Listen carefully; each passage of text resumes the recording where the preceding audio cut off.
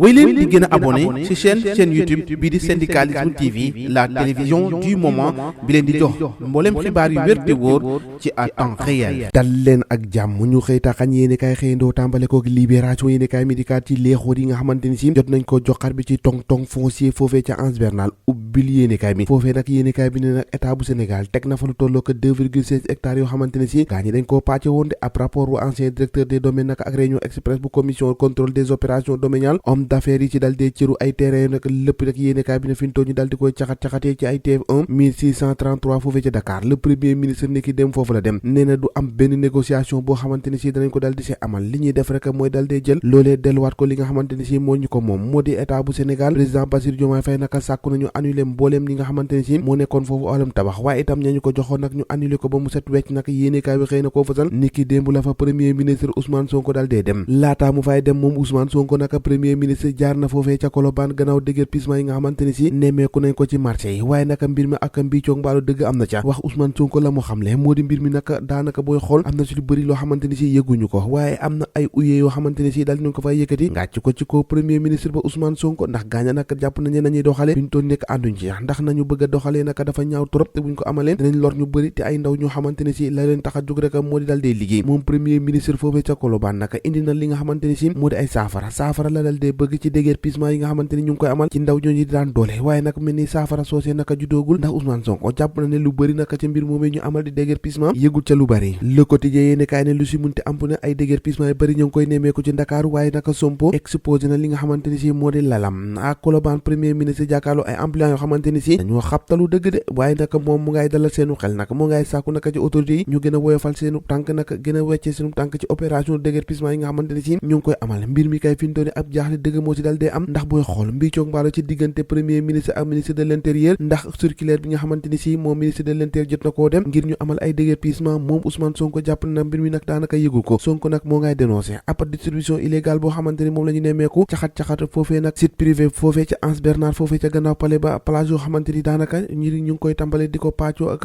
xéewale loolee nag yéene kaay bi ne fintooni dootu dàkk de ndax fintooni ministre bi daal dina koy yëkkati ay kàddu ne fintooni nag nañ leeral leen tribune yéene kaay ne fintooni nag moom Ousmane Sonko mbaalum sapeur pompier dëgg nag lay joué ndax ministre de l'intérieur moo sàkku nag li nga xamante ni moo déguerpissement boobu waaye nag chef de gouvernement bi jàpp ne nag firmo faaw ñu teggi seen tànk nag ndax jàpp ne gone yi moom it dañoo war a liggéey te am na noo xamante ne buñ ko defee rek danañ yàq lu bëri nag moo tax Ousmane Sonko bëgg fintooni kilifa yi dal dee teggi seen tànk bu woyofal opération de déguerpissement yooyee enquête yéene kaay dañ li woyoful kay moo di annulation débat d'orientation budgétaire hémicycle bi naka fintooni taxawal na weñ bu dëgër naka digganteem ak Sonko ndax mbir ma naka moo ngi tàmbalee xeeñ neex diggante ki nga xamante ni si moo di législatif ak exécutif bi la guerre est déclarée yéene kaay bi moo ko xëy fësal Ayib dafee ne président groupe parlementaire bu yeewi nee na fintooni absence u débat d'orientation boobee nag amul leen loo xamante ni si mun na ko yàqal gouvernement bi ngir mu liggéey Théodore Chérif Monteil nag ancien député naa na dissolution assemblée loolee naka mun naa am buñ fekkente ni naka weesu nañu janvier 2025 noonu la ko waxee ci biir yéene kaay bi Sud Quotidien ne assemblée nationale taxaw na temm naka jàkkaarloo ak sortie bi nga xamante ne premier ministre Ousmane Sonko jot na ko amal ci déclaration de politique générale am la majorité naka bloqué nañ nag débat d'orientation budgétaire bi ndax na Ousmane Sonko taxawee ak na muy waxee nag am jàpp nañ ne fintooni amul leen loo xamante ni si rafet na ca loo tax kon nag fintooni ñoom waa Benno Bokk Yaakaar taxaw ngir war a jàkkaarloo ak nga xamante ni si moo di Ousmane Sonko Walfadjri yéene kaay ne bataille autour de la déclaration de politique générale l'impasse fintooni naka mbir mi daanaka booy xool dara jàllatudde ci diggante exécutif ak législatif maanaam naka ñi nga xamante ni ñoo yore nguur ak président assemblée nationale daanaka booy xool mbir mu naka féewaloo dëgg mu fa dal dee am Amadou Mame Diop ci biir yéene kaay bi de Les Échos nee na naka lépp li nga xamante ni si moom la ñu def seeni action naka ñu ngi ko wekk ci principe séparation ak équilibre des pouvoirs ñoom kay ñoo bëgg a indi ab féewaloo ak koo xamante ni si daanaka booy xool teguwul dara ci li nga xamante ni si moom la yoon dal dee teg Tribune yéene kaay ne loo si mun ta xam naka fintooni ab crise institutionnelle boo xamante ni si moo ngi yor Sénégal te ndax diggante exécutif ak législatif daanaka mbir ma ñoo ngay daggoo kaanike de diggante Ousmane Sonko ak ñi nga xamante ni si ñoo di assemblée nationale diggante ba naka fintooni dara neexatu ca de ndax Ousmane Sonko jàpp na nekk fi ak 15 juillet naka bu ñu defarut assemblée nationale ak la lalu ci règlement intérieur déclaration de politique générale boobee bu yeboo ñu xam ne nag mun na koo defee ci mbedd mi jàkkaarloo ak ay sénégalais ak ñoo xamante ni seenu xam-xam màcc na ca waaye waa assemblée nationale ne loolee moom duñ ca am ndax am na ci loo xamante ni si daanaka booy xool Ousmane Sonko joxul ko benn gëdd ñi nga xamante ni si moo di institution boobee di assemblée nationale waaye nag ñoom nee nañu fintooni ak lu mun a xew ñoo ngi koy xaar moom Ousmane Sonko ngir rek mu indi déclaration de politique générale wax nag ana fan la jëmee réew mi ak politique bi nga xamante ni si moom lañ dal dee teg di politique de gouvernance ci réew mi chaque jour ak dossier yu bees jaxasoo na de li jaxasoo ni ki démb kay mooy Gris Bordeaux bi nga xamante ni si doomu Pikine bi doomu Falaye Baldé di Ama Baldé yóbbu na ko ca retraite gannaaw bi nga xamante xamante ni si bëri nañ ba mu jot koo laal nag ay kurfeñ moom nag mu dal dee gaañu moom Gris Bordeaux yéenekaay bi ne fintoon yi foofee la bët ya muuroo nag mun a tuta bëri arbitre bi jël la ndam la dal di koy jox doomu Pikine bi di Ama Baldé fintoon yi nag mu di défaite boo xamante ni si mu ngi gën a lalu ci ndodd ak Gris Bordeaux booba ak léegi nag muy lal di rangale ay défaite keneen ku rangale ay défaite bi la yoon nag défaite bu gën a métteeti moo di Zos nag moom Liss Ndiago nag ab kurfeñ la ko dóor mu dal dee daanu xalangu si suuf mu di énième défaite boo xamante ni si nemmeeku nañ ko ci Zos moomee cay Zos te ngi na bay bëre mbir maa ngoog ñoo ko déggandoo jaa ngeen jëf